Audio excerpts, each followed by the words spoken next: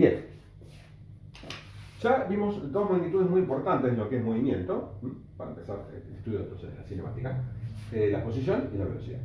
Ahora nos interesaría ahondar un poco más. ¿Qué pasa si la velocidad cambia? No es constante. Me interesaría ver cómo cambia, ¿sí? Porque puede cambiar de una manera a su vez constante o de una manera más complicada. Entonces me interesaría ver, analizar ese cambio en la velocidad. Para eso introduzco una nueva magnitud.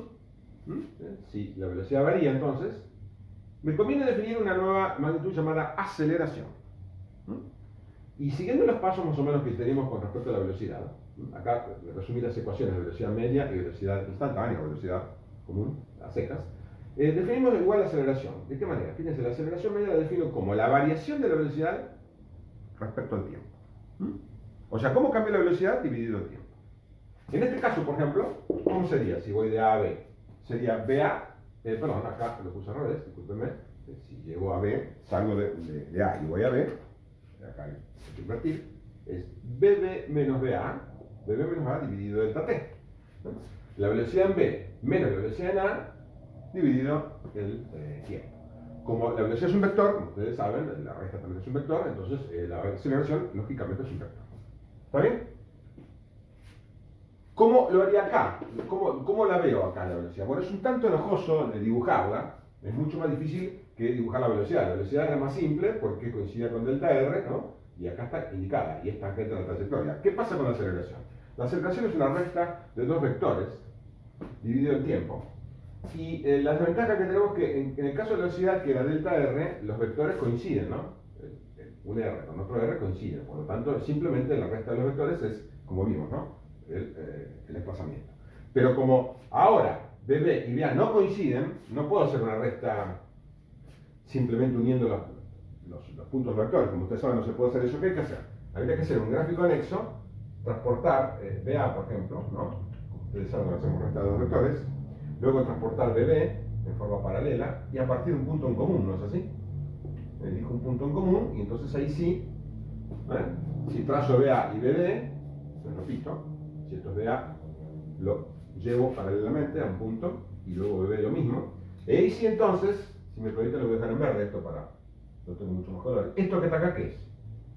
Esto es delta B, BB menos BA. ¿Se entiende?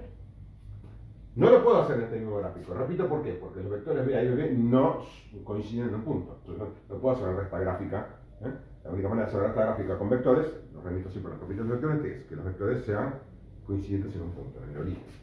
Entonces, repito, en R no hay problema, a la posición porque coinciden acá, pero en B no. Entonces hay que hacer este gráfico. ¿Qué me diría esto entonces? Que esto a su vez lo divido por delta T y la aceleración que va a tener entonces, la dirección esta. La aceleración media, que es delta B sobre delta T, está en ¿qué cosa? En la dirección y sentido, como delta T es positivo, ¿no? Está en la dirección y sentido de esa diferencia de velocidades. ¿Y cómo la dibujo acá? Y es un poco difícil dibujarla, porque no está ni en A ni en B. En la aceleración media la podría dibujar así, digamos, ¿no? Ahí, por la parte media, esta es la aceleración media. ¿Ok? Repito, no está ni en A ni en B. Es la media, obvio. ¿Se entiende? Bien. ¿Cuáles son las unidades de la aceleración? Bueno, metros por segundo, que es la velocidad, dividido segundo. Eso a veces se expresa como metro por segundo cuadrado. Yo a veces, insisto, sobre todo en los primeros tiempos, esto por supuesto es lógico, uno habla de metro por segundo cuadrado, pero a veces ustedes si hablan de metro por segundo cuadrado, pues se confunden con este segundo cuadrado. Dicen, ¿qué tiene que ver el cuadrado ahí, no? Entonces, les pido que, por lo menos al principio, midan la aceleración, aunque es, digamos, más fácil hacerlo así, es metro por segundo por segundo. Entonces, ¿qué es la aceleración? El cambio de velocidad.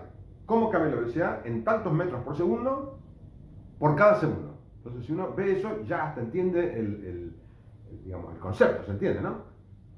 Quiero que entiendan. Si yo digo metro por segundo cuadrado, me queda medio oculto el concepto. Entonces digo, la aceleración es tantos metros por segundo por segundo. Por ejemplo, desde la época de Galileo, hace 400 años, se demostró que el movimiento de caída libre es cuando yo tengo un objeto y lo suelto, cae hacia la Tierra. El modelo simple, o sea, en ausencia de aire, siempre recuerden que empezamos con los modelos simples, en ausencia de aire, la aceleración que tiene este cuerpo, si yo la voy midiendo todos los cambios de velocidad, ¿así? La aceleración es constante. Esa aceleración se llama aceleración de la gravedad. ¿Mm?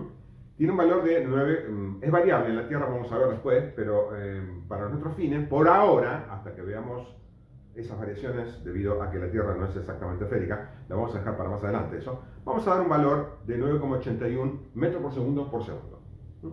Ese es el valor que tiene promedio. El valor que vamos a usar en nuestras cuentas. Vamos a suponer entonces, para redondear y ver la explicación que voy a dar ahora, que vale 10 en vez de 9, como 81, ¿no? Vamos a suponer que vale 10. ¿Qué significa entonces eso? Fíjense, yo tengo el copo, está quieto acá. Lo suelto. En el primer segundo, ¿cuál va a ser la velocidad? Y si cambia, ¿qué es la aceleración? El cambio de velocidad en función del tiempo. ¿Cuál es el cambio? 10 metros por segundo por cada segundo. ¿Qué significa entonces? Que en el primer segundo, la velocidad ¿cuánto va a ser? Va a haber cambiado en 10. Si era 0 al principio, la velocidad después del primer segundo va a ser 10 metros por segundo. En el segundo segundo, ¿cuánto va a valer la velocidad? Y si cambia en 10 cada vez, va a ser 20 metros por segundo. ¿Se entiende?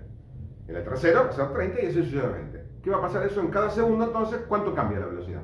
Cambia 10 metros por segundo en cada segundo. Entonces digo que la aceleración de la gravedad es 10 metros por segundo por cada segundo.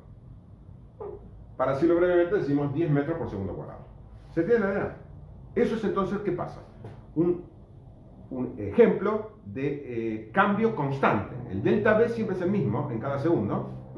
Si el delta V es el mismo cada segundo, esto es una constante y digo entonces sí que la aceleración de la gravedad es una constante. ¿Está? Insisto, en el modelo simple, en el vacío, sin aire. ¿Está claro entonces la explicación? Bien. Eso, digamos, me lleva a la aceleración media entonces, y en este caso particular que expliqué es una aceleración constante. ¿Sí? La velocidad cambia, pero lo que es constante que es ese cambio, o sea, aceleración constante. Pero en problemas más complicados la aceleración que puede ocurrir, puede estar variando también. Sí, vamos a verlo eso más adelante también, ¿no? Por ahora no, vamos a ver aceleración constante, pero más adelante, hacia el fin de año, vamos a ver problemas con aceleración variable. Entonces, ¿qué me conviene definir? Igual que hice antes con la velocidad instantánea, me conviene definir una aceleración instantánea o aceleración a secas. ¿Qué va a ser entonces esa aceleración instantánea? La aceleración exactamente que tiene en el punto A, no la media entre A y B, sino la que tiene exactamente en A. Para eso hago exactamente el mismo procedimiento, tiendo el delta t a 0, este cociente tiende ¿qué cosa? Entonces a la derivada de B respecto de t. Eso es entonces lo que llamo aceleración instantánea o aceleración a secas. ¿Ok? Como ustedes ven, es bastante complicado medir la aceleración, porque para medir la aceleración, ¿qué tengo que hacer? Medir dos velocidades, ¿no?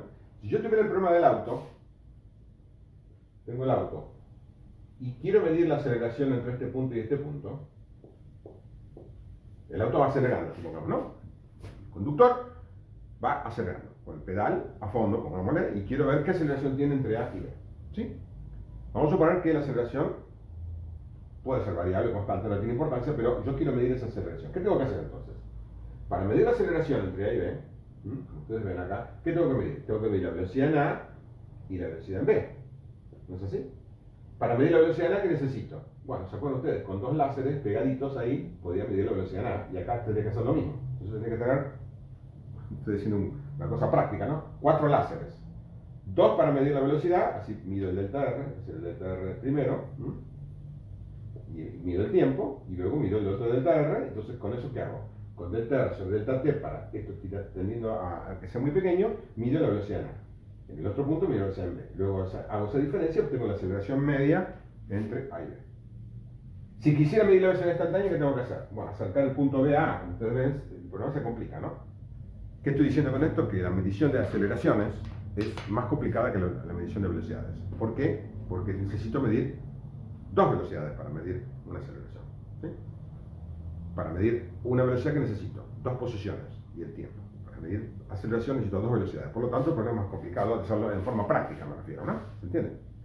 Sobre todo si la aceleración es variable. Si la aceleración es constante, bueno, no es problema. Yo puedo dejar caer esto y como siempre la misma, puedo tomar puntos separados, porque entonces, si la aceleración es constante, va a ser, coincide, ¿no?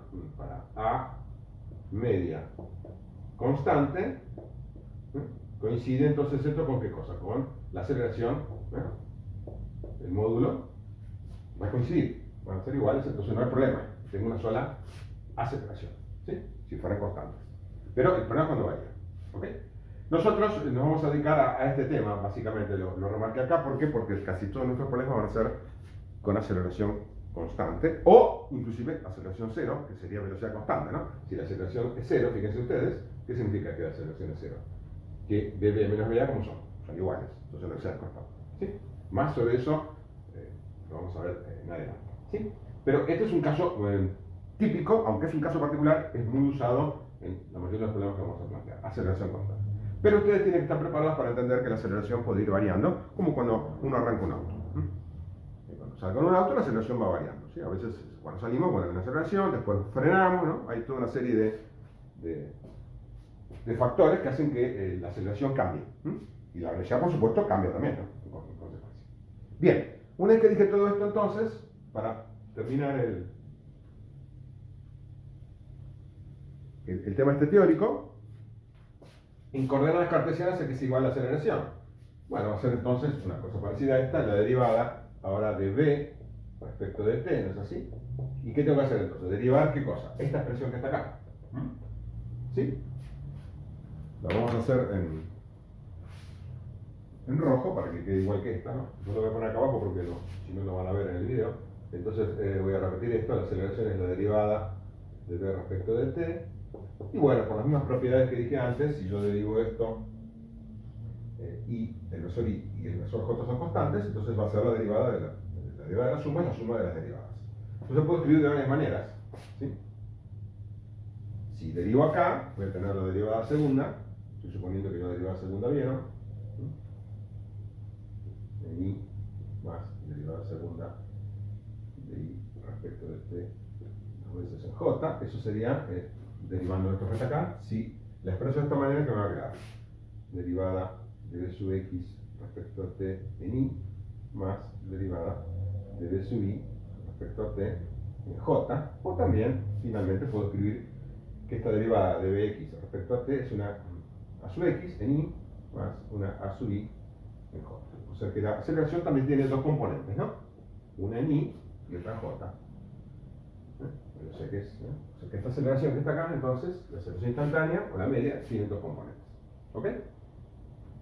Es muy difícil dibujar acá cuál será la aceleración que tiene. Tengo que calcularlo por otros métodos, porque sería ver esta velocidad y luego medir otra velocidad muy cercana, como ustedes ven, y luego calcular ese delta v, lo cual no es muy... No lo quiero hacer en el dibujo porque va a ser muy complicado. En todo caso, me lo vi en los libros, pero digamos, para calcular la aceleración instantánea, entonces, ¿qué hay que hacer? Si esta es la media, tengo que acercar entonces de A, como ustedes ven. Y ahí ver la velocidad en A y la velocidad en B' o más cercana, y ver cómo es el delta V en un gráfico anexo, y van a ver que la aceleración, bueno, va a tener una cierta dirección así, pero es bastante difícil dibujarla. ¿Ok? Bien. De esta manera entonces terminamos con la parte absolutamente teórica de las tres definiciones que usamos en cinemática: posición, velocidad y aceleración. ¿Sí?